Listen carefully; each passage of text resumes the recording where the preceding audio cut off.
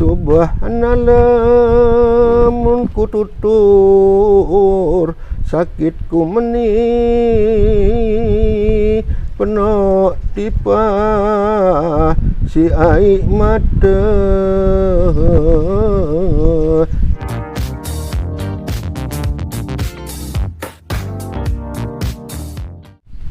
Bismillahirrahmanirrahim. Assalamualaikum warahmatullahi wabarakatuh. Kembali lagi kita di channel Opsi NTB. Perkenalkan, nama saya Rofil Khairuddin. Dalam hal ini kita akan melanjutkan talk show kita, yaitu alhamdulillah kita bertempat di Masjid Kuno Songa, Desa Songa, Kecamatan Sakra. Tema pada hari ini yaitu lontar sebagai manuskrip Islam Sasak. Narasumber kita dari tokoh budaya dan tokoh adat setempat, yaitu Bapak Guru Murdiah SAG. Beliau adalah salah satu Dewan Kebudayaan Kabupaten Lombok Timur. Dalam hal ini beliau akan mengkaji, memberikan kita pemaparan seperti apa sih lontar sebagai manuskrip Islam Sasak, sehingga kemudian dalam sejarahnya seperti apa, perkembangannya seperti apa, dan rintangan-rintangan pada dewasa ini atau pada hari ini seperti apa. Tentu nanti beliau akan menjelaskan kepada kita. Untuk lebih diketahui bahwa lontar sebagai manuskrip adalah merupakan salah satu bentuk bukti sejarah masuknya Islam. Dalam ilmu filologi, manuskrip ini adalah salah satu bukti bahwa sudah ada Islam Sasak atau Islam Lombok pada era 15 dan 16 atau abad 15-16.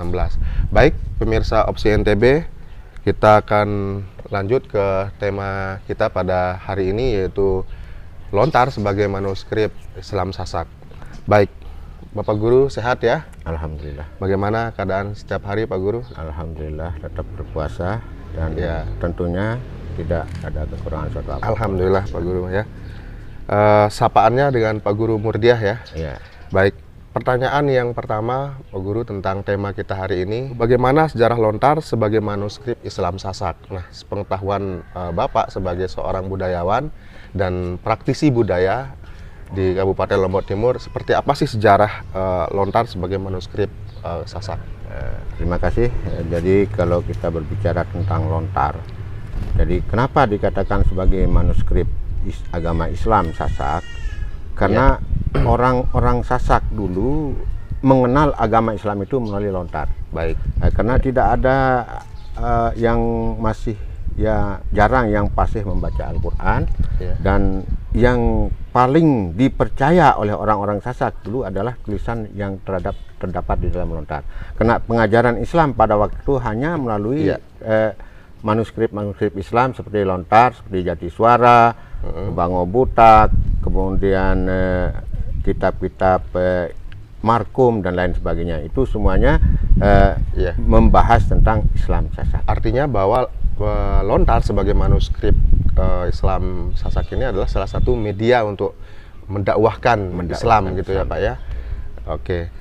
Terkait tentang jenis-jenis lontar seperti yang Bapak katakan tadi, apa saja sih bertemakan lontar ini bertemakan apa saja dia? Banyak lontar-lontar yang membahas tentang Islam. Terutama sekali kalau kita mendengar sekarang ini sudah banyak sekali di YouTube tentang cerita Rengganis, Tembang Rengganis, Datu Sasak. Itu menceritakan tentang ilmu hakikat. Nah, sedangkan tentang Jatiswara misalnya itu kan berbicara tentang bagaimana kita menuntut ilmu. Baik, berarti bagaimana kaitannya dengan adab ya? Adab. Ya. Selanjutnya ada nggak berbicara tentang syariat dalam lontar itu Pak Guru? Tentunya secara spesifik belum kita jumpai. Hanya disinggung sedikit-sedikit saja, misalnya tentang puasa misalnya. Baik. Di dalam kitab Kayat Muhammad hanya disebutkan bahwa Nabi Muhammad itu dikuris pada saat bulan Ramadan. Baik. Nah, jadi tidak ada yang spesifik membicarakan tentang bagaimana melaksanakan ibadah puasa itu sendiri. Oke. Nah, berarti bahwa lontar sebagai manuskrip Islam ini adalah salah satu media ya, media dakwah. Selain kita memiliki bukti-bukti sejarah pemirsa, tentu seperti lontar adalah salah satu bukti sejarah masuknya Islam di bumi Selaparang kita atau Islam Sasak. tentu dengan adanya masjid. Nah, kebetulan masjid yang ada di belakang kita ini yang menjadi setting kita adalah salah satu monumen bersejarah Islam yang masuk pada abad 15-16. Selanjutnya Pak Guru, berkaitan tentang manuskrip lagi, karena ini juga cukup memikat pengetahuan kita dalam khazanah keislaman. Perkembangan lontar di masyarakat Islam Sasak itu seperti apa sih? Artinya kan banyak nih budayawan-budayawan yang kemudian kesulitan sekali dalam mengembangkan lontar ini sebagai manuskrip. Artinya ada orang budayawan yang paham tentang manuskrip tersebut, namun kewalahan dalam memperkenalkannya, gitu. Bagaimana Pak Guru? Jadi tentang aksara Sasak ini sendiri ya, yang merupakan tulisan dari lontar itu sendiri, ini sepertinya kita lihat sudah tidak punya peminat lagi. Contohnya, kami dulu waktu menjadi guru di SD, sekitar tahun 89-90, itu kan kami diperintah oleh Dikbud untuk mengajarkan aksara Sasak. Tetapi pembelajaran itu tidak pernah berhasil. Kenapa? Karena yang mengajarkan saja tidak bisa, apalagi yang diajar. Baik. Iya. Memang dulu kita ingat Bapak ya, ketika kita masih belajar di SD ya. Dulu memang ada jenis mulok ya, muatan lokal. Di sana itu ada hono corokonya kita belajar. Namun di samping sebagai mediatornya itu adalah guru, dalam hal ini tidak bisa katakanlah membaca Sanskerta itu atau bahasa kuno tersebut. Apa saja sih yang menjadi menurut pandangan Bapak Guru itu sebagai rintangan dalam lontar ini? Pertama, kurang memasyarakatnya aksara Sasak ini yang pertama. Karena kalaupun kita belajar aksara Sasak, ini banyak anak-anak kita yang mengatakan sudah ketinggalan zaman ini. Gitu. Iya. Yang kedua, di tengah modernisasi lebih-lebih sekarang ya, kalau untuk belajar itu jangankan aksara Sasak, pelajaran yang setiap hari saja sudah kurang diminati lagi, kalah dengan HP gitu. Itu yang menjadi hambatannya. Kemudian selanjutnya kalau kita lihat para budayawan juga ya, mempelajari aksara Sasak itu bukan untuk menggali ilmunya, malah kalau saya lihat ini, mohon maaf sanak-sanak yang menjadi budayawan Sasak ini, Ampura, Agung Sinampura yang aturang niki nenten arah maksud yang lain, tapi yang kita lihat itu pada perkembangan budayawan ini banyak yang hanya mengambil seninya, tidak menggali apa yang terkandung di dalam pelajaran aksara itu. Artinya bahwa tidak mengambil, kalau dalam bahasa filsafatnya tidak mengambil epistemologinya, hanya saja mengambil estetikanya.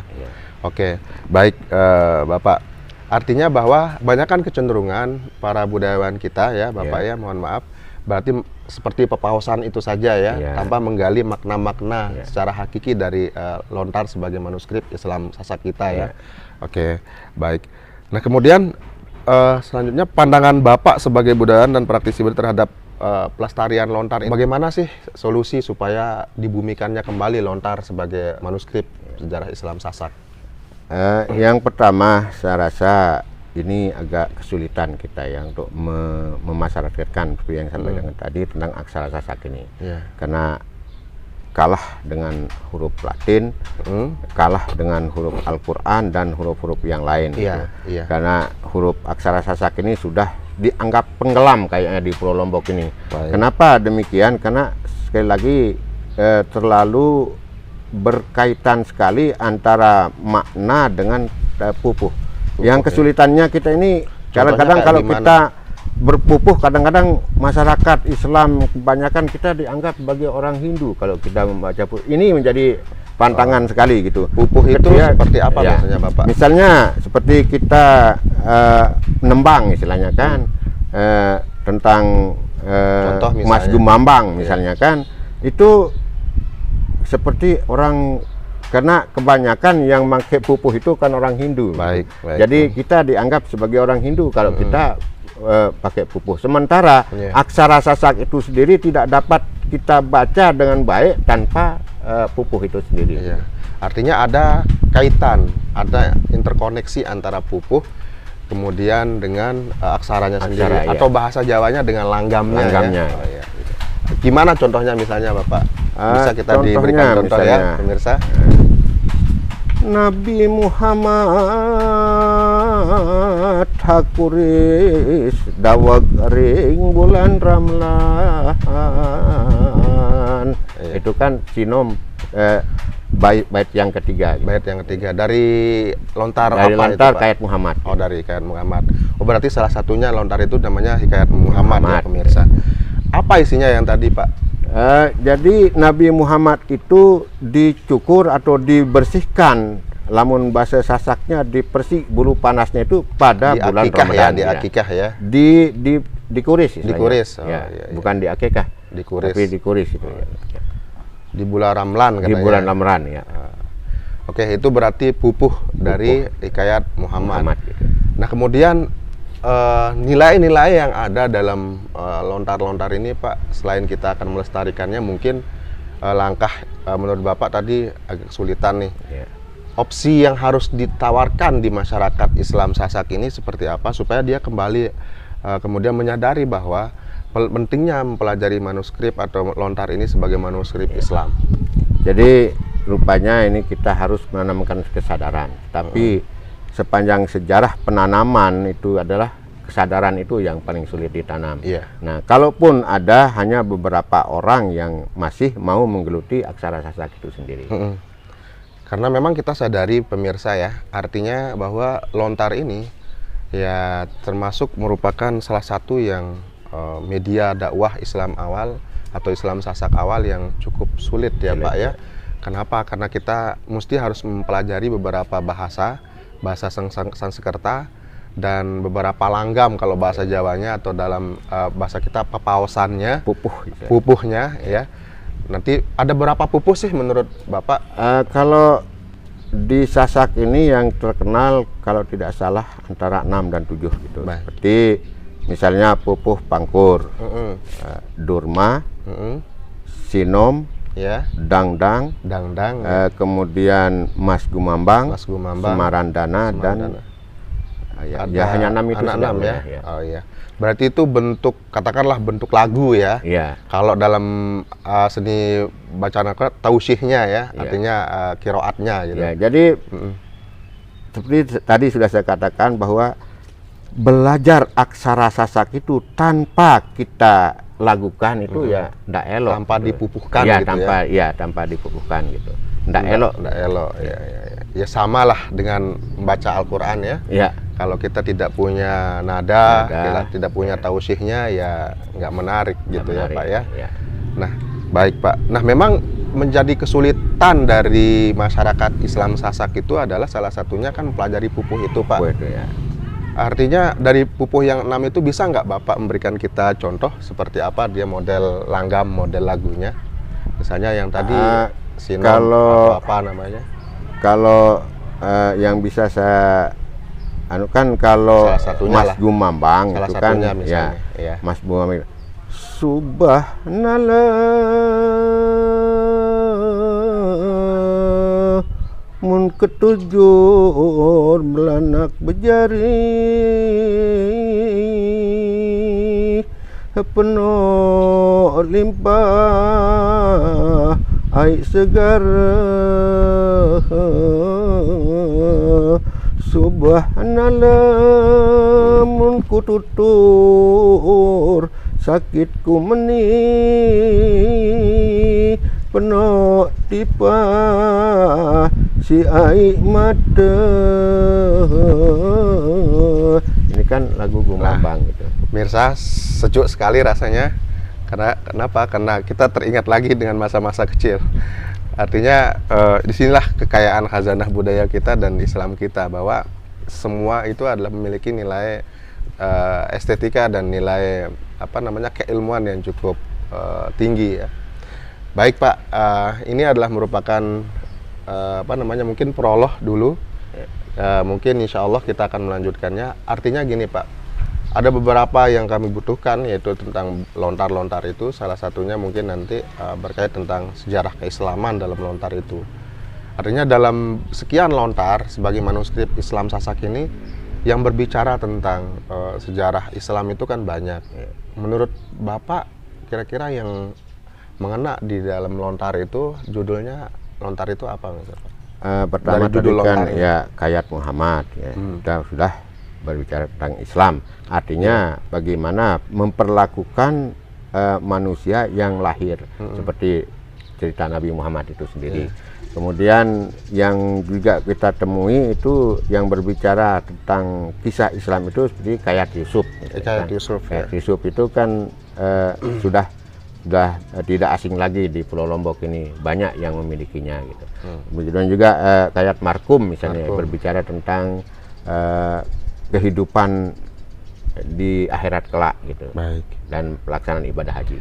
Itu semua ada ya di Bapak ya, artinya salah satu dari kitab yang ya, disebutkan kalau Kayat Muhammad ada. yang saya pastikan sudah ada, dan Kayat Yusuf tapi Kayat sudah Yusuf. rusak itu. Kayat Yusuf itu artinya susunannya itu sudah tidak valid lagi gitu.